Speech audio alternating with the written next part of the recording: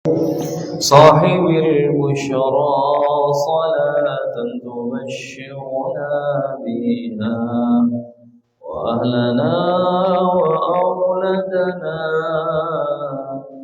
وجميع مشايخنا ومعلمينا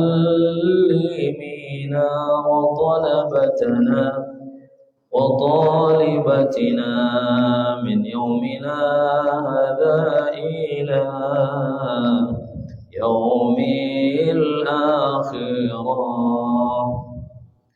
اللهم صل على سيدنا محمد طب القلوب ودوائها وعافية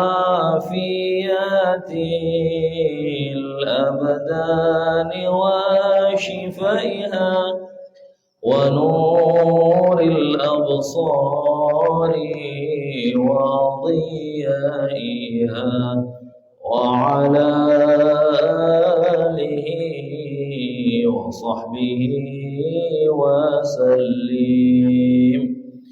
اللهم صل على سيدنا محمد وأشغل الظالم بالظالمين وأخرجنا من بينهم سالمين وعلى آله وصحبه أجمعين. بسم الله الرحمن الرحيم. الحمد لله رب العالمين والصلاة والسلام على سيدنا رسول الله أجمعين وعلى آله وصحبه وبارك وسلم.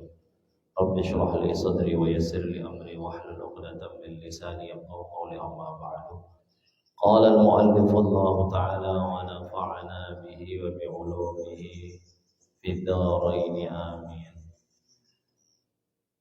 قال يقرأ الحبيب عبد الله الحداد رضي الله عنه في السقطة بين الفاتحة والسورة في الصلاة الجهرية في الركعة الأولى: رب أوزعني أن أشكر نعمتك التي أنعمت علي وعلى والدي وأن أعمل صالحا ترضاه وأدخلني برحمتك في عبادك الصالحين. سورة النمل. وفي الثانية: رب أوزعني أن أشكر نعمتك التي أنعمت علي وعلى والدي وأن أعمل صالحا ترضاه وأصلح لي في ذريتي إني تبت إليك وإني من المسلمين. Jadi jeda antara surat Al-Fatihah dengan ayat ghairil maghdubi alaihim waladdallin amin, itu imam itu ada jeda dia. Kalau Al-Habib Abdullah Al-Haddad ini setelah jeda imam itu antara Fatihah dengan ayat itu membaca surah yang sudah saya jelaskan minggu kemarin, Rabbi auzi'ni an ashkura ni'mataka allati an'amta alayya. Di doa ini dibaca ya, kalau bisa dihafal. Udah saya suruh kemarin cari surah An-Naml agar kita ini termasuk orang-orang yang bersyukur kepada Allah Subhanahu wa ta'ala. Kemudian di sini juga doa yang mengiringi.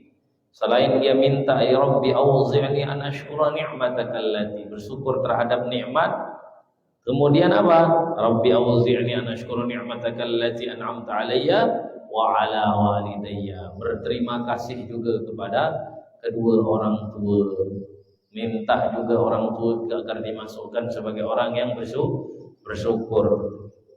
Di dalam hadis dikatakan man nasya, kata Rasulullah, siapa yang lupa mendoakan kedua orang tuanya doa, maka orang itu pasti akan difakirkan oleh Allah. Fakir dia. Maka kalau rizki kita sempit, hidup kita agak susah, rada-rada susah terus. Duit banyak kadang-kadang, cuman entah kemana benda kadang. Kita selalu merasa kurang, nggak pernah merasa cukup. Ada dua kemungkinan. Yang pertama, rasa syukur kita yang kurang. Karena kata ulama di dalam kitab Nasuhil Ibad itu mengatakan apa? Aku mencari kecukupan dalam banyak harta, ternyata saya jumpai kecukupan itu berada di mana? Di qanaah, bersyukur apa yang telah Allah berikan. Rasa syukur itu yang membuat kita merasa cukup. Maka kita ini jangan sering-sering berdoa kaya. Karena kaya belum tentu baik untuk kita. Belum tentu baik. Miskin juga jangan mau jadi orang miskin.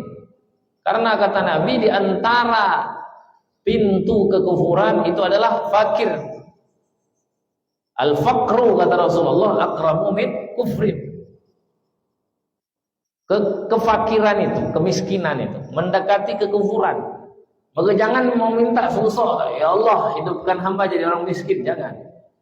Rasulullah SAW dalam doa, Allahumma ahini miskinan wa amutu miskinan. Itu ada doa Nabi. Ya Allah, jadikan hidup aku sebagai orang miskin. Matikan aku sebagai orang miskin. Maksudnya bagaimana? Miskin itu dalam artian selalu bergantung kepada Allah. Kita ini nggak punya apa-apa. Allah lah yang punya segalanya. Makanya jangan minta doa kita biar jadi orang kaya, nggak usah. Tapi macam mana doa? Nabi ngajarin di dalam hadisnya. Allahumma kfini bihalalika. Ya Allah, cukupkan aku dengan rezeki halal. Yang kita minta itu jangan kaya tapi cukup. Orang kaya belum tentu cukup. Buktinya siapa? Nah, itu orang-orang korupsi itu. Bukan yang koruptor itu orang-orang miskin. Gaji mereka itu hampir ratusan juta. Ada yang sampai 1 miliar. Ada DPR satu itu, Krisdayanti itu pernah diwawancara sekali dalam beberapa podcast itu. Berapa pendapatan DPR RI dalam 1 bulan? 1 miliar. Coba Pak. Kita nengok benda itu nggak tahu benda apa aja. Gaji sebulan itu bukan setahun. Bisa juga mereka korupsi. Kenapa kok gaji begitu besar, duit begitu besar? Kenapa kok nggak ada habis-habisnya? Cukupnya Allah belum beri. Kaya sudah, cukupnya belum ada.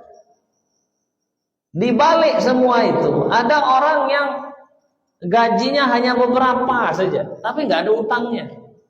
Hidupnya tenang saja, jaga rezeki halal. Apa sebab? Allah sudah cukupkan hidupnya, udah hatinya udah cukup. Itulah yang namanya kaya hati. Dari dulu kan kita sering dengar tuh, kaya hati, kaya hati. Kaya hati itu apa sih? Yang namanya orang kaya hati itu adalah orang yang sudah cukup dari rezekinya, udah nggak butuh lagi yang lain, dia udah merasa cukup. Alhamdulillah, dia cukup. Allahumma kfini. Maka Nabi ngajarin bukan Allahumma aghnina birrizq, enggak. Tapi Nabi ngajarin Allahumma aghnina bil ilmi. Ya Allah, kayakan aku dengan ilmu. Kalau ilmu nggak apa-apa, minta kaya ilmu, jangan kaya harta. Tapi minta, ya Allah cukupkan hamba dalam rizki. Rizki itu apa? Bukan hanya duit saja, enggak. Nafas Allah beri cukup, tenaga cukup, istri yang solehah itu rizki terbesar, anak yang penurut rizki terbesar. Kebayang coba, kita punya duit banyak segaban, penghasilan sampai miliaran, simpanan sampai miliaran, anak enggak penurut, istri melawan. Kira-kira bagaimana suasana rumahnya orang yang seperti itu? Maka Nabi katakan, innallaha la yanzilur rahmah fi buyutin thalatha. Allah tidak akan menurunkan rumah itu ketenangan kalau ada 3 perkara, kata Nabi. Yang pertama apa? Istri yang durhaka kepada suaminya. Enggak akan ada di dalam rumah itu apa? Tenang. Sekaya apa saja dah, macam manapun kaya dia, besar rumah dia, tapi kalau bini dia itu tak penurut, saya jamin pasti enggak pernah tenang hidupnya. Silahkan tanya sama orang-orang yang kaya itu. Istrinya penurut Ustaz, tapi masih juga tak tenang. Yang kedua, apa itu? Anak durhaka sama orang tuanya, enggak akan ada ketenangan. risau. Udah bininya ngomel, anaknya ngelawan. Aduh, itu udah macam hampar dunia, Pak. Balik pengajian begini kan, udah tenang-tenang pengajian sampai isya, balik pengajian bukan disambut baik, malah diomelin sama bini. Disitulah jadi wali kita kalau bisa. Anak durhaka, bini durhaka. Yang ketiga apa? Istrinya bagus, anaknya pun mantap, menurut, soleh. Cuma masih juga nggak tenang. Yang ketiga kata Rasulullah, rumah tak akan tenang itu kalau tidak pernah kedatangan tamu. Sepi aja, asik ditutup aja, asik ikut kenduri aja sama orang lain. Dia nggak pernah buat kenduri. Itulah kenapa ada kenduri zaman dulu sampai sekarang, bentuk silaturahim. Kata Rasulullah SAW, tamu itu kalau dia masuk ke dalam rumah seseorang itu akan keluar bersama bala yang ada di rumah itu. Jin apa yang pokoknya bala yang ada di rumah itu keluar nanti bersama tamu-tamu itu. Maka 3 perkara ini perhatikan di rumah kita itu, jangan sampai nggak ada itu. Ya, istri harus solehah. Itu rizki terbesar. Bukan hanya sebatas harta benda aja, duit banyak. Kalau istri melawan percuma. Ganti aja Ustaz, tidak semudah itu. Ganti bini bukan macam ganti motor gitu. Nambah boleh, itu pun tak berani. Apalagi 2026 undang-undangnya dah jelas kita lah mati gitu. 2026 ini undangan jelas tuh undang-undangnya. Perzinaan dah ada. Nikah siri sekarang undang-undang dah jelas ada. Di penjara kita, nggak main-main. Masalahnya walaupun banyak duit nambah bini nggak semudah itu seperti orang dulu. Macam mana caranya Ustaz sekarang? Ada 2 cara. Pertama, didik istri-istri kita jadi soleh. Macam mana cara mendidik? Kita dulu jadi orang soleh. Nggak boleh nganggap diri kita soleh. Tapi artinya apa? Perbaiki diri kita dulu. Nak nyuruh bini kita tahajud, kita dulu tahajud. Nak nyuruh bini kita sholat, kita dulu sholat. Jangan kebalik. Nyuruh bininya itu rajin sholat, dia bolong-bolong sholatnya, kebalik itu. Kalau macam itu susah, itu nggak connect. Anak kalau mau jadikan dia anak soleh, soleh dulu kita. Itu beratnya di sana. Itu rizki terbesar dalam hidup kita itu adalah perempuan atau wanita yang soleh, solehah, istri yang soleh, solehah, anak-anak yang soleh, dan itu akan menjadi rizki terbesar juga kita kelak di alam kubur. Sesuai dengan hadis Rasulullah, segala amal perbuatan ini akan putus kecuali apa? Pertama, sedekah jariyah. Kedua apa? Anak yang soleh dan solehah, itu akan terus jalan. Ini rizki. Jadi maka oleh karena itu rizki itu jadilah orang yang bersyukur. Kalau mau cukup, jangan minta kaya, tapi minta daripada kecukupan. Allahumma kfini bihalalika an haramika wa aghnini bifadlika amman siwa. Itu doanya Rasulullah. Siapa yang baca doa ini kata Nabi, insya Allah sebanyak apapun hutang piutangnya Allah akan bayarkan hutangnya nanti. Tapi diamalin, jangan sekali dibaca cuma. Ada pendamping doanya di dalam hadis yang lain. Allahumma inna na'udzubika minal hammi wal hazan wa na'udzubika minal ajzi wal kasal wa na'udzubika minal jubni wal bukhl wa na'udzubika min ghalabatid dain wa qahrir rijal. 2 doa ini kalau kita amalin, insya Allah kita tidak akan terlilit hutang piutang, tapi sering-sering dibaca, jangan sekali. Ini doanya. Nabi menyuruh kita minta untuk cukup, tidak untuk kaya. Dan para sahabat itu lebih dari cukup hidupnya. Sedekahnya Rasulullah itu luar biasa. Mas kawinnya itu udah 1 miliar, nampak aja miskin Nabi, tapi beliau apa? Hidupnya sederhana. Sayyidina Abu Bakar dalam satu riwayat kekayaannya luar biasa, orang kaya. Beliau sampai ditegur bapaknya dulu, abahnya beliau, Sayyidina Abu Bakar, ditegur. Kenapa?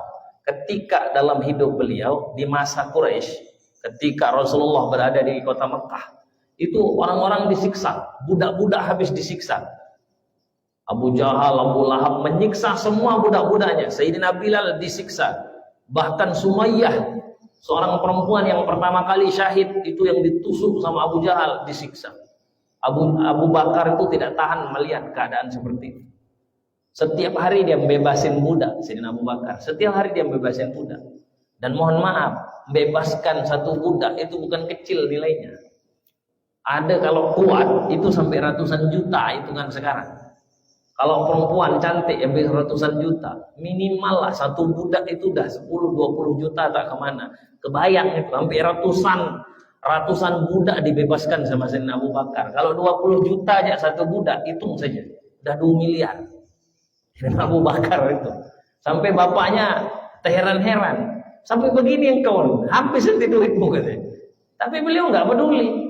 Makanya Rasulullah SAW itu ketika terjadi peperangan, nah akan ada perang besok, nggak ada modal. Jadi kita yang berpikiran Indonesia nak perang-perang aja nggak usah mikir. Zaman Nabi itu perang itu butuh biaya, apalagi sekarang satu bom aja berapa biayanya. Jadi negeri kita kalau kebayang itu kalau perang, nggak perang aja kita miskin macam ini sekarang. Bagaimana kalau terjadi perang? Nauzubillah. Maka di zaman Nabi akan terjadi peperangan. Nabi pengumuman ultimatum. Siapa yang akan membantu peperangan? Maka ngangkat tangan. Sayyidina Umar ngangkat tangan, Sayyidina Utsman. Sayyidina Umar ngangkat tangan apa? Saya ya Rasulullah, setengah harta saya untukmu. Untuk agama Allah, setengah harta. Masya Allah. Sayyidina Abu Bakar yang terakhir. Saya ya Rasulullah, saya sedekahkan seluruh harta benda saya untuk agama Allah, seluruhnya. Kata Nabi SAW, ini jangan diikuti Pak. Fakir beneran kalau kita itu. Jadi kalau mau nyoba ya silahkan mau muslim. Nanti kalau udah masjid. Kelasnya Abu Bakar ini. Imannya Sayyidina Abu Bakar. Ini nggak main-main. Kenapa? Allah udah cukupin hidupnya. Bukan masalah kaya. Ketika ditanya sama Rasulullah, siapa yang akan menyumbang untuk agama Allah itu perang? Saya ya Rasulullah. Seluruh harta benda saya sumbangkan untuk agama Allah. Nabi balik bertanya, kamu mau nyumbang hartamu semuanya? Iya ya Rasulullah. Beneran sikit kata Nabi. Betul ya Rasulullah. Apa yang nak kamu tinggalkan untuk anak istrimu? Maka kata Sayyidina Abu Bakar, Allah wa Rasul. Cukup yang saya tinggalkan Allah dan Rasulnya. Gitu Bang Muslim. Sekali Allah dan Rasulnya. Besok untuk ngopi tak ada. Allahu Akbar. Kebayang kalau model iman kita seperti itu. Kenapa? Tidak ada keyakinan. Sayyidina Abu Bakar itu udah model beliau imannya. Makanya kata Rasulullah, kalau mau melihat imannya Sayyidina Abu Bakar, timbangkan seluruh iman seluruh umat di dunia, timbang. Masih akan besar imannya Sayyidina Abu Bakar. Kenapa Sayyidina Abu Bakar seperti itu? Beliau itu sudah pasrah. Yakin yang seperti bab yang kita bahas minggu kemarin itu, udah yakin sudah. Kalau udah pasalnya sama Allah sama Rasul udah dah. Udah usah mikir. Ini untuk Allah dan Rasul. Saya mau miskin kayak mau kaya itu terserah. Kalau untuk Allah, saya tidak akan ingat diri saya sendiri. Bini saya nggak ada apa-apanya, anak nggak ada apa-apa. Diri saya sendiri ini nggak ada harganya. Apa yang berharga? Allah dan Rasulnya. Itu Abu Bakar, tapi belum cocok untuk kita yang begini-gini ya. Tapi kalau nak praktek sikit-sikit dulu dah. 100.000 aja dulu ya. 100 saja Masya Allah beratnya nak nyumbang kan. Kalau ada apa-apa itu. Kenapa kau bisa seperti itu? Sayyidina Abu Bakar jadi pertanyaannya. Yaitu tadi ikfit. Allah udah cukupkan hatinya Sayyidina Abu Bakar. Itu yang belum kita punya. Cukupkan. Sayyidina Hasan al-Husain. Sayyidina Hasan al-Husain pergi beliau singgah. Nanti ada di babnya di bab sedekah kita habiskan itu. Pergi beliau sampai dia pergi masuk ke satu tempat sepi sekali. Aduh haus. Bertiga beliau, Hasan wal Husain dengan Sayyidina Ja'far. Di tengah perjalanan haus, nak minum tak ada air, tak ada mana makan, tak ada makanan. Terjumpa pula ada tenda di tengah jalan. Tenda itu rupanya ada orang tua lusuh perempuan. Dia ada seekor kambing, saya butuh minum katanya. Oh nak minum? Iya, tidak ada minuman. Itu ada air susu, cuman masih harus ada peras dulu. Mana air susu kambing disuruh diperasnya. Peras susu kambing. Udah minum saya ini, lapar pula saya. Macam mana nih? Alah sembelih aja itulah cuma rezeki yang ada. Saya cuma punya kambing itu saja. Kambing itu disembelihnya dimakan. Baliknya itu apa yang terjadi? Si perempuan ini diomelin sama suaminya. Engkau percaya sama orang yang ngaku-ngaku diri Quraisy?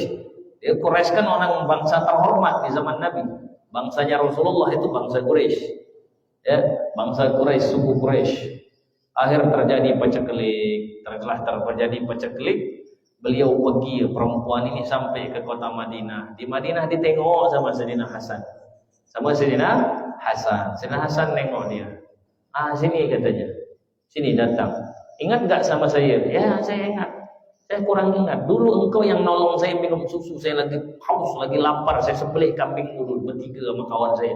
Sama abang saya satu, sama sepupu saya satu. Iya. Jadi macam mana? Ambil kambing saya itu ada 2000 ekor. Nah ini 2000 dinar sedekahnya. La haula wala quwata illa billah. 2000 kambing, Pak. Main-main di perempuan, ambil itu 2000 kambing.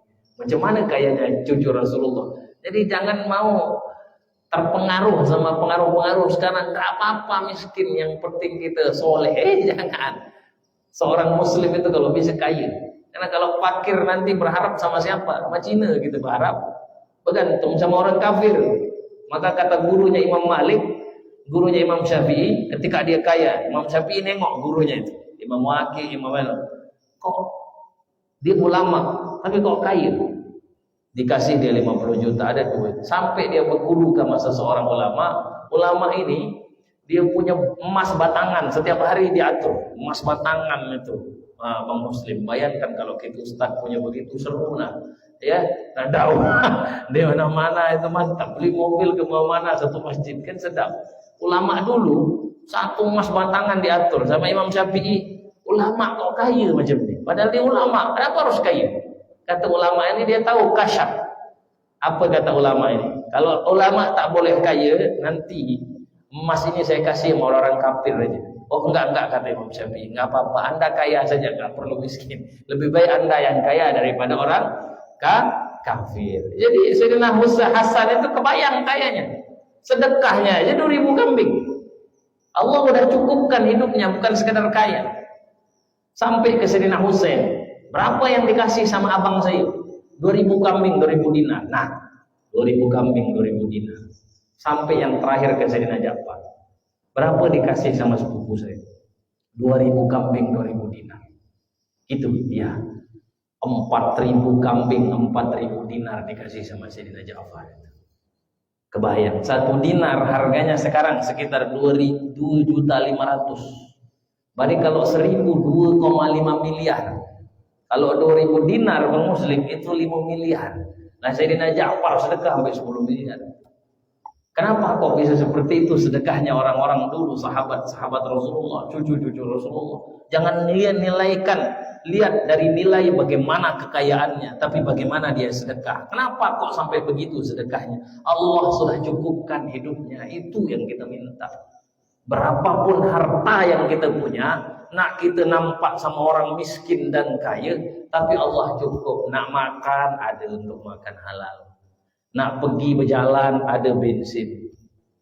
Nak pergi kemana-mana, Allah sudah cukupkan semua. Kalaupun ada kurang, dia tidak mengeluh, berarti cukup. Jadi cukup bukan berarti semua hal yang dia butuh itu ada, enggak. Dia enggak pernah mengeluh, itu orang cukup itu. Dia merasa apa yang Allah berikan rezeki itu sudah cukup. Itu yang kita minta. Hati kita belum sampai dalam tarekah sampai situ. Paham ya? Makanya sekali lagi, di antara doanya Rasulullah itu apa tadi? Allahumma kfini halalika. Ya Allah, cukupkan aku dalam rezeki yang halal. Itu minta sekarang. Setiap habis sholat itu angkat tangan itu, baca doa yang tadi itu. Allah, kalau nggak bisa bahasa Arab, pakai bahasa Indonesia. Allah, cukupkan hamba dalam rezeki yang halal. Itu minta sama Allah seperti itu. Makanya Al-Habib Abdullah Al-Haddad ini minta, Rabbi auzi'ni an ashkura ni'mataka allati an'amta alayya. Minta bersyukur atas segala nikmat dan berterima kasih sama kedua orang tua kita. Siapa yang lupa mendoakan kedua orang tuanya doa, wabil khusus sahabi salat, maka siap-siap orang yang lupa sama emaknya, sama mamanya dia lupa, sama bapaknya dia lupa, Maka hati-hati orang yang lupa sama kedua orang tua. Allah akan fakirkan hidupnya walaupun dia banyak duit. Tidak akan pernah merasa cukup. Maka sekali lagi kalau rezeki kita terasa serak, hidup mulai terasa agak tak nyaman karena banyak-banyak hambatan, mungkin mulut kita ini lupa mendoakan kedua orang tua kita. Kalau masih mak kita masih hidup, pergi minta maaf sama mak kita. Telepon. Kalau hidup kita masih nampak kurang aja, tak nyaman aja hidup. Saya di dalam beberapa hari ini sebelum nelpon mak saya, makanya kadang-kadang hati gundah aja rasa.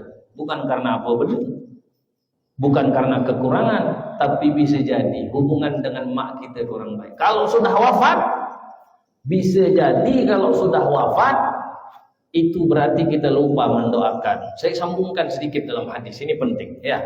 Ini penting dalam hadis ini. Ini yang banyak terlupakan. Ada dulu di zaman Rasulullah. Saya bacakan satu hadis dalam satu hadis. Ada orang ngadu sama Nabi SAW. Ini yang sering kita lupa. Orang ustadz sering bahas tentang orang tua itu, tapi ada yang sering dilupakan nama para kiai, para ustadz kita untuk membahas ini. Dulu ada orang datang sama baginda Rasul. Ya Rasulullah, saya ini tak baik sama mama saya. Sama mama saya tak baik. Sama bapak tak baik.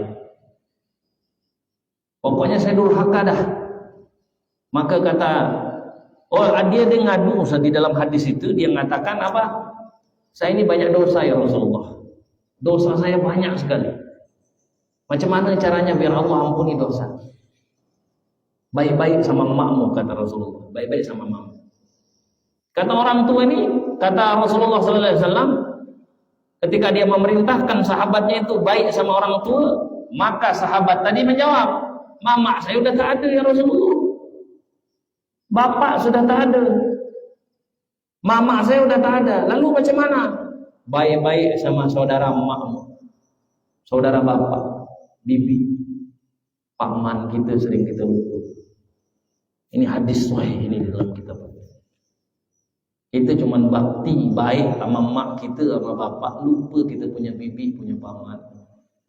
Maka kata Rasulullah, ini orang ngaku sama Nabi, kalau emakmu sudah tak ada, maka sering-sering kunjungi kita punya bibi, punya paman, baik-baik. Jangan nama mak kita baik, sama saudara mak kita gak baik, itu gak baik.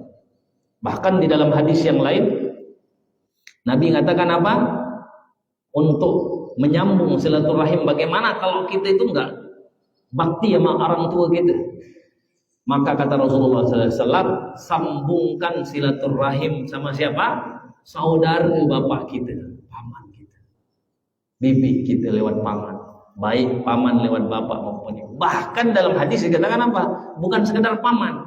Kata Rasulullah, sambungkan silaturahim ketika bapakmu udah meninggal, sambung silaturahim sama siapa?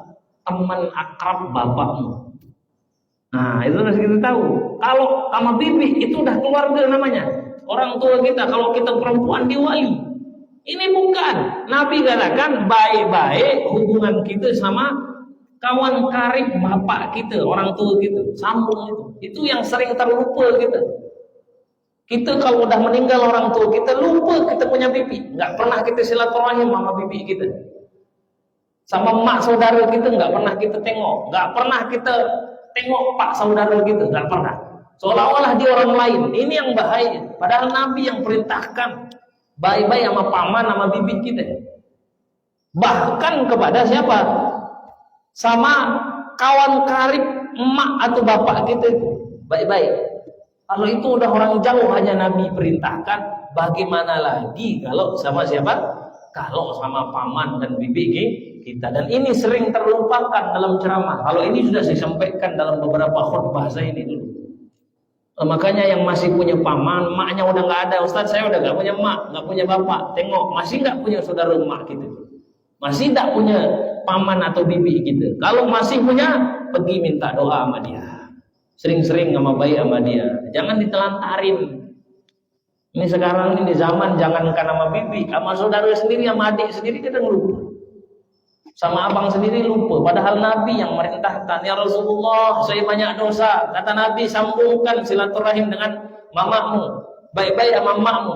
Saya nggak punya emak lagi ya Rasulullah, saudara emakmu.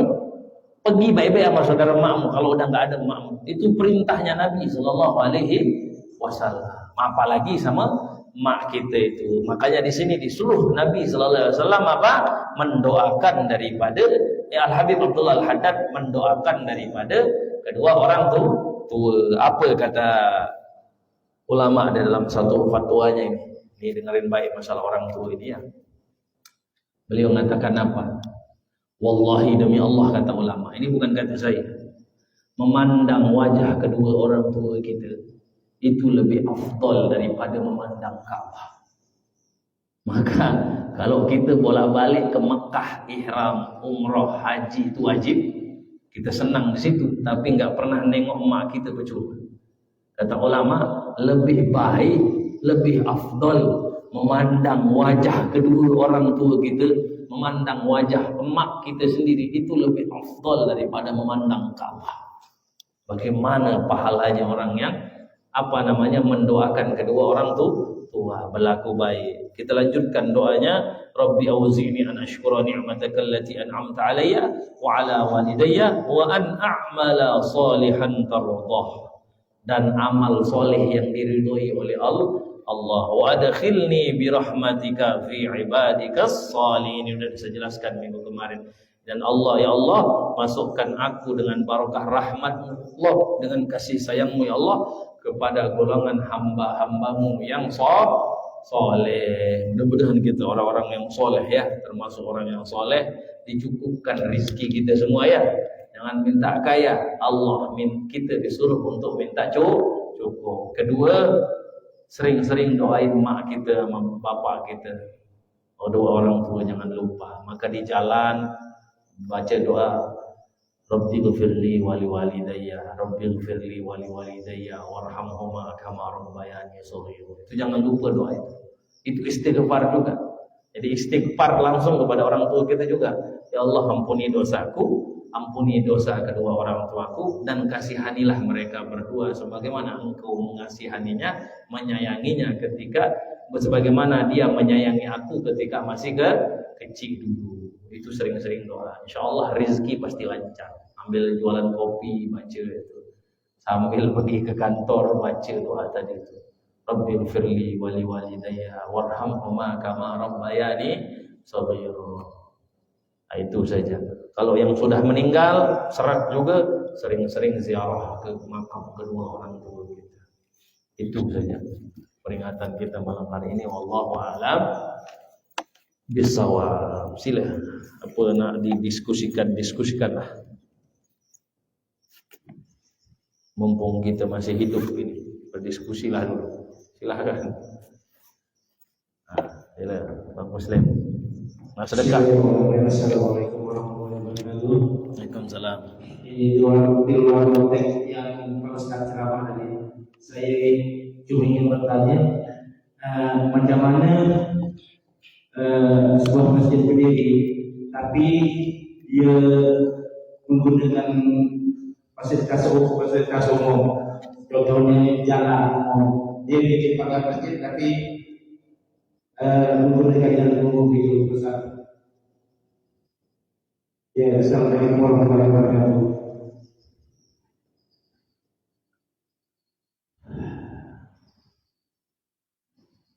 Jalan itu kan milik negara, toh?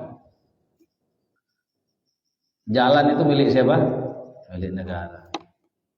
Kalau jalan itu milik negara, selama negara itu memfasilitasi, itu urusan negara, bukan urusan kita.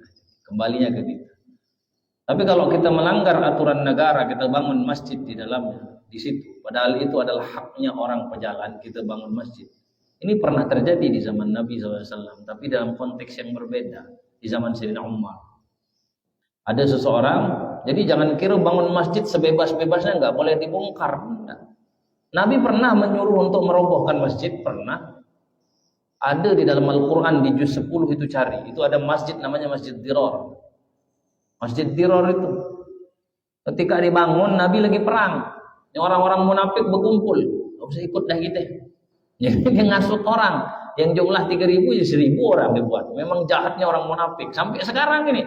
Di depan publik dia baik, tapi hutang gundul. Itu setan-setan munafik itu banyak. Dari dulu orang munafik itu selalu membawa petaka. Ini orang nak perang, dia hasut-hasut. Dibangun di masjid megah. Datang ke Rasulullah, muka dia baik. Tapi di belakang nyakitin Nabi. Ya Rasulullah, ini saya udah bangunin masjid ya Rasulullah untuk apa? Datang himbauan dari Jibril. Datang Jibril ngasih kabar, ya Rasulullah. Itu masjid dibangun atas dasar kemunafikan. Ini masjid dibangun oleh orang-orang munafik. Terus apakah Nabi diam?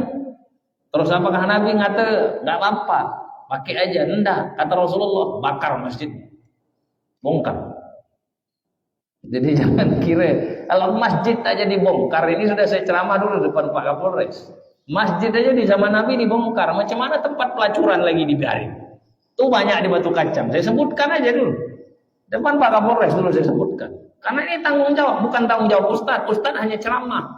Tapi Anda sebagai pimpinan, baik bupati, camat, lurah, polisi, semua, nanti Anda pikul di hadapan Allah. Anda punya kuasa. Kalau saya apa? Ya berceramah, tugas saya udah selesai.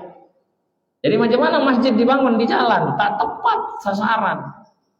Macam mana ceritanya masjid dibangun di jalan? Tapi kalau jalan itu milik negara dan negara mengesahkan, itu tanggung jawab negara, bukan kita. Nah itu satu.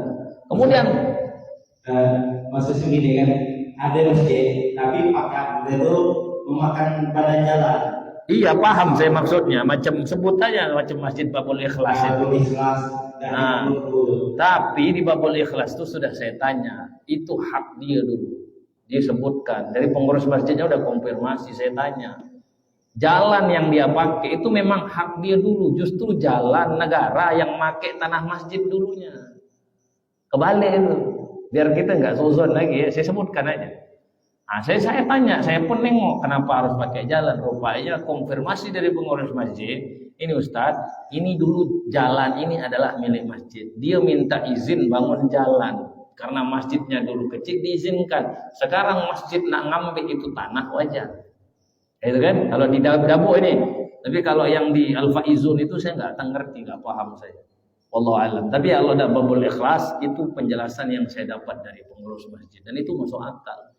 Tapi kalau masjid dipakai, dibangun di atas tanah jalan itu jangan, nggak boleh. Itu zalim malah kita. Dan itu pernah terjadi. Mohon maaf, saya ceritakan. Amr bin As. Ada orang munafik, ada orang kafir dekat istana dibangunkan. Maka apa yang terjadi? Orang Yahudi ini ngadu sama Sayyidina Umar, pergi dia ke Madinah. Saya mengadu sama Amirul Mukminin. Dia tidak tahu di depannya ada Sayyidina Umar, dia ngomong sama Sayyidina Umar nggak ngerti. Sayyidina Umar kan pemimpin. Oh gitu, kenapa? Sahabat Rasulullah juga. Iya, rumah saya. Kemudian gubernur memaksa saya untuk pergi dari rumah itu, nak dibeli, saya tidak mau, saya tak mau dibeli. Gitu. Jadi kenapa? Akhirnya dia mau menggusur rumah saya, membangun masjid. Oh, ya. Kata Sayyidina Umar, ambil tulang itu. Di sini. Ini sudah sering kita dengar ceritanya itu.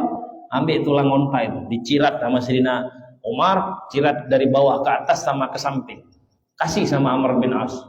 Pergi orang, apa saya ngadu kok cuma dikasih tulang, kata orang Yahudi ini. Ngadu jauh-jauh ke Madinah luar negeri nih. Masa dikasih tulang onta gitu? Apalah, pergi dia sampai ke gubernur Mesir. Wahai Amirul Mukminin, wahai gubernur, saya sudah ngadu sama Sayyidina Umar, sama presiden. Jadi ini beliau cuma ngasih ini aja, tulang ini. Tengoknya sama Amr bin As. Ada ciratan bawah ke atas, samping kamu. Keringat dingin Sayyidina Amr bin As. Merah wajahnya. Besok kalau begitu saya bebaskan tanahmu, gak jadi saya bangun. Kenapa engkau berubah pikiran hanya dengan tulang, kata Yahudi ini. Bagaimana saya nggak takut? Ini tulang menandakan Sayyidina Umar memperingatkan saya, semua kita kalau akan jadi tulang belul, akan mati semua. Bawah ke atas tuh pertanggungjawabkan di hadapan Allah. Yang paling ngeri ini dari samping ke samping ini, garis samping ini. Apa maksudnya? Umar ibnul Khattab, Amirul Mukminin, tidak akan segan-segan menebas kepala saya kalau akan saya lakukan. Mati saya nanti. Matulah. Begitu ajaranmu engkau ajarkan dalam Islam. Iya, akhirnya Yahudi tadi dengan izin Allah dia masuk Islam. Alhamdulillah. Lillah. Kalau begitu saya sumbangin itu tanah saya sumbangin rumah saya, bangunlah masjid itu. Itu barokahnya. Artinya nggak boleh sembarangan bangun masjid. Jangan mentang-mentang masjid tanah orang gitu bangun di atasnya masjid itu. Makanya di Kemenak sekarang jelas wakafnya, nazir wakafnya siapa, status tanahnya apa, itu didata semua di Kemenak itu. Semua tahu mendata itu semua. Untuk apa? Untuk keamanan. Kubur juga sama didata semua. Dan masih banyak di Lingga ini. Bukan masjid sih, kubur yang kasihan. Kubur di Pulau Lalang itu masih ada itu. Kubur yang belum resmi itu. Tanahnya itu saya mau nanya jadi sertifikat enggak mau. Yang punya tanah enggak mau disertifikat. Kasihan kelak anak keturunannya itu. Sempat dia dibeli sama Cina itu tanah kubur, selesai dah. Apa kata orang Cina itu? Ada bongkar. Mau bilang apa kita yang punya? Itu pentingnya kubur itu harus disertifikat zaman sekarang itu, hati-hati. Kubur, masjid, bahkan kalau ada tempat-tempat umum olahraga sekalipun, tempat olahraga itu sertifikatkan sebagai tanah wakaf. Jangan sembrono itu. Di Resang juga masih ada. Nggak tahu di Dabuk ini, ya. Itu wallahu alam bisawab. Cukup mungkin apa yang saya sampaikan malam hari ini. Mudah-mudahan Allah masukkan kita ke golongan orang-orang yang soleh, selalu bersyukur terhadap nikmat Allah. Subhanakallahumma bihamdik, asyhadu an la ilaha illa anta, astaghfiruka wa atubu ilaik. Assalamualaikum warahmatullahi wabarakatuh.